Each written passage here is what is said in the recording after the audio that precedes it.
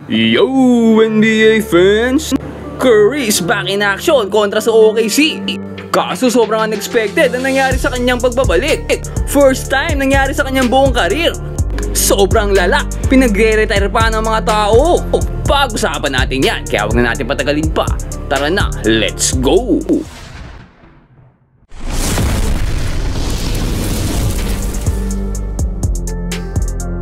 Kalaban nga ngayon ng Golden State ang defending champion na OKC Thunder. Isa pa nga lang talo ng team na to, nasaktuhan pa na maraming injury noong time na yon. Maagang agad nagpakitang gilas dito itong si Chet Holmgren. Inaatake ng inaatake ang sentro ng Golden State na si Quentin Post. Wala ka sa akin, boy. At dito nga, battle of the third options para sa dalawang team. Chet Holmgren versus Jonathan Kuminga. Dito bibigyan ulit sana si Chet ng bola, kaso ayun, hindi niya nakuha. Na-steal tuloy ni Jimmy Butler. At ito nga papasa niya sa nagmamadaling si JK. Kaso lang dito, itong si Chet, babawi na naman. Ang gandang pick and pop, na-open naman sa 3-pointer, naligaw si Quentin Post. Nasaan ka? Kumantay ka naman. Kaso lang dito si Steph, nakisali na rin sa gulo. Sinagot naman niya ng MVP at superstar ng OKC ng kanyang sariling 3-pointer. Nagsisalihan na mga superstar. At dito ka, nakakuha pa ng steal, ito si Curry. Fast break opportunity para sa kanila, no? At ang ganda pa ng cut niya dito, from defense to offense. Grabe naman. Kaso lang dito, bilang nagkaroon ng miscommunication sa depensa ng Warriors at naiwan nga itong si Hartenstein sa ilalim. Naku po, buti na lang at naibawi agad ng Warriors dito sa napakagandang ikot ng bola nila at nabigyan nga itong si Quentin Post sa corner 3. Kaso sa kabila nga niyan, no, sinasakal nitong Thunder si Curry sa depensa. Buti na nga lang, nakasteal dito si Podziemski. Napakagandang agaw naman noon. Grabe ka naman, idol. Ingat kayo dito, baka pati chicks nyo maagaw. Pero dito, ang ganda sana ng bounce pass kay Curry. Kaso tapal siya kay Chet. Huling-huli dito si Curry, grabe. At dito nga, parang napaisip na si Steph. Nag-flashback ata sa kanya nung 17 years old pa si Chet. At umatento sa training camp ni Curry para panisin siya. Parang bumabalik na ata sa kanya yung alaalang yun. Parang talagang tumatanda na ata ako ah. Pero buti na lang dito, napakaganda ng depensa ni JK against sa MVP na si SGA. Napigilan. Pero ito hindi na siya mapigilan. Carry nga sana ang pipiit, kaso natawagan pa siya ng blocking foul. Again, buti na lang dito, ang ganda ng depensa naman ni Buddy Hield. Nagkakaroon man ng mga errors dito si Curry, no, pero nababawi naman ang kanyang mga teammates. Dahil nga sa steal na yan, nakakuha ng fast break itong si Jimmy Butler. Nakakuha pa ng foul. And one. At ito naman si Podziemski, napakaganda ng galaw against sa rookie. Pinaboard ring pa. Dito sa set sana ng play si SGA, kaso huli ka kay Moses Moody. At ito na nga Warriors, ang mamadali na. Muntik pa maagaw, ano ba naman pasa yun, TJD. Buti na lang nasa lumo, muntik ka lang i-trade. At pasalamat ka kay Buddy Hield, napakaganda ng galaw niya. Kaso itong si Tracy Jackson Davis, pianis pa ni SGA. Aray ko. At sila naman nga atakin dito ni SGA, pero this time napakagandang bounce pass, nailusot pa yun. At walang tigil dito ang OKC, nakakuha pa ng end one play against kay Podziemski. Bago matapos ng first quarter, sobrang nakakagulat nangyari kay Steph. Pagdepensa niya sa 3-pointer ay ayun, naharangan niya ang landing spot ng shooter. Dahil nga dyan, natawagan pa siya ng flagrant foul. At ayan ang kanyang unang flagrant foul sa kanyang 17-year na karir. 3-pointer ang bumuhay, 3-pointer din pala papatoy. Naipasok naman nga dito ang tatlong free throw at lumamang nga OKC 34-25 end of the first quarter. Second quarter, susubukan bumawi dito ng Golden State. Napakaganda na naman ang ball movement nila. Dito nga, tumira ng 3-pointer, Moses Moody agad. Ang ganda naman ng galaw dito. Iniwanan si Quentin Post, sumabay pa si Draymond Green, pero panis kayo. Kahit magtulong-tulungan pa kayo. At dito Caruso nga, naka-open pa sa corner 3. At yun na naman nga ang Thunder, talagang sumakatake na naman, ay magpaawat. Ginagawang baby, itong si Podziemski. Lagi pa silang na-open, no? Nasaan babantayin nito? Natutulog ata Warriors eh. Pero dito nga, kahit si Draymond Green wala na rin magawa. Kahit siya ay kinakatawan na lang din. Yan ang best defender ng Warriors, pero wala pa rin talaga. Pero ito, ang ganda pa ng cut, itong si Alex Caruso, kalbo. Dyan, no, ang ganda pa na pinapakita ng depensa kay Curry. Tingnan mo naman, dalawa-dalawa nakaabang. At sobrang dikit ng depensa sa kanya. Kaya nahihirapan nga ng sobrang si Steph. Buti lang dito, ang gandang steal nitong si Will Richard, ang ating rookie. Nabigyan tuloy ng another chance itong ating Golden State Warriors. Kaso lang talagang maalat dito si Steph. Ang layo ng mga tira niya. Malas ah. Pero dito, buti na lang itong rookie na si Will Richard na makakapasok ng 3-pointer. Dapat din talaga laging may ganito kapag malas si Steph. Pero dapat laging ready mag-step up sa opensa. At yan nga ang ginagawa nitong rookie. Napa-timeout nga ang OKC dyan. Nakakainis naman, nanonood na lang ako ng NBA, naiinggit pa ako. Bakit ba may ganyan-ganyan? Magde-December pa naman. Sige na, ako na mag-isa.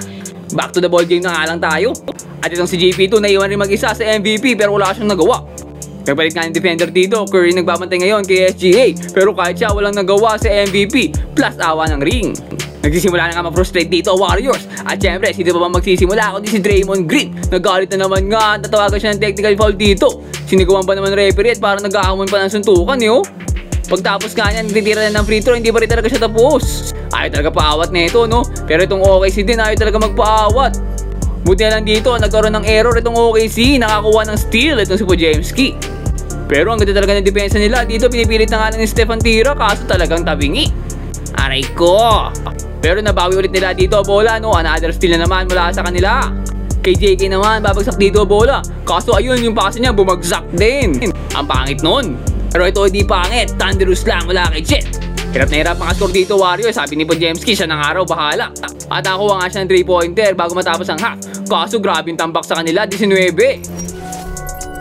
Start of third quarter, napakapit nga dito sa dinidepensahan niya si Curry. Kaya nakakuha na siya dito ng kanyang 4th personal foul. Masyadong maaga yan. Kaya nga dito, isa natin na target sa depensa. Naghahanap sila ng mismatch against dito kay Steph. Alam kasi naalanganin na dahil 4 na foul nito. Dalawa na lang, i-graduate na to. Pero this time, hindi tinira ni Chet dahil nakakita ng mismatch sa ilalim. Ito, ibang player na naman ng OKC. Curry na naman ang inaatake. Talagang tina-target siya, Kaso dito, nadali siya sa cut. Libreng-libre sa ilalim na wala bantay.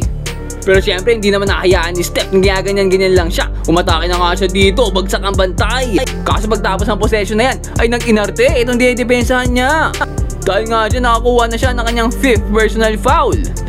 Isa na lang, i-graduate na. Congrats! Kaya dito si Jimmy Butler muna ang inasahan nila sa opensa. Pinane si Holmgren. Kaso dito, yung si SGA nakakuha pa ng steal against kay Jonathan Kuminga. Ang ganda nga na ginawa nila dito. Ang ganda ng pasahan talaga. Parang Warriors din no? Ang ganda ng ikot ng bola. At yan nga pinapakita nila dito sa Golden State. Kaya naman dito, medyo alangan na tumira. Pero grabing slam mula kay JK. Pinosterize si Jet. Kaso ito, hindi kayang mapigil si SGA Talagang patuloy lang ang pagkarangkada dito ng Thunder. Hindi sila mapigil at panay end 1 pa. Ang laki pa nitong si Chet. Paano yung dedepensahan yan? Si Podziemski pa tumatao. Ano ba kayo? Umabot na nga ng 20. Kalamangan dito ng OKC, Tapos itong si SGA nag-take over pa. Tama naman na. Awa na lang, please. Hindi talaga siya mapigil Grabe talaga ang MVP Deserve din talaga niya maging MVP. Grabe rin talaga kasi ang skills ng taong to. Kinakawawa Warriors. At sa 4th quarter nga nagpatuloy pa momentum nila. Nilabas na nga dito starter ng Golden State. Pero ito na ang deadline na ng Golden State pagka gantong tambak na. Hindi man sila mga kilala at mga star player pero grabe rin ang mga to maglaro. Ito yung pinapasok nila kapag kailangan nila ng mga hustle plays sa talagang panghabulan. At ayan nga ginagawa ng lineup na to ngayon dito against sa OKC. Effective naman dahil pa unti-unti nabubura nila ang malaking kalamangan nitong Thunder. Pinapangunahan niya ng point guard na si Pat Spencer at ang ganda nga ng ginagawa niya dito sa 4th quarter. Hindi pa tapos ng laban mga pare ko At ito nga napakagandang pasa, alley-oop kay PJD. Another pick and roll na naman at napakagandang pasa sa ilalim kay JB2 nagmamadali. Nakakuha pa ng steal ito si Guy Santos. Fast break, walang kabantay-bantay. Uy, pina-alley-oop pa, pinatama sa board. Napalit naman nga dito ng Golden State kalamangan. Kaso bitin na rin talaga. Sobrang tinding effort. Hustle at depensa na nga pinapakita nila dito. Kaso mas matindi talaga performance dito ng reigning champs. At hindi na nga nakabangon muli dito ang Golden State. Nasecure na nga ng OKC dito ang panalo 126-102 ang ating final score. At ayan ang ating best player of the game, Chet Holmgren Double-double with 23 points and 11 rebounds. Samantalang ito naman si Steph. Ay teka, parang may mali. Kasi naman yung performance ni Curry ngayon parang Steph Curry ng Pinas. Pero ayan, ito pala ang totoong Curry At nakakapagtala nga lang siya dito ng 11 points. At wala nga siyang assist. Sinamahan pa yan ng 5 foul niya. Muntik na graduate, di ka kasi nagsipag. At ayun nga off night ng superstar nitong Warriors. Lahat naman ng players may ganyang pagkakataon pero grabe mga netizens. Ito nga sinasabihan pa ng basura si Steph. At mag-retire na daw. Grabing papapatikos nga natanggap nito si Curry Pinag-retire na ang ating idol. Ang sasamaan nyo naman guys. Malas lang kayo naman. Kaya ayun nga at natalo nga ang Golden State sa defending champion na OKC. Hirap na hirap talaga sila manalo kapag sila dumadayo pansin ko. Pero kayo, ano sa tingin nyo? Ano ba magandang gawin dito ng Warriors para makabounce back mula sa mga pagkatalo? Comment down below and mag-subscribe ka na rin sa ating channel para lagi kang updated sa mga latest NBA happenings. Ayun lang for today. Peace out and God bless.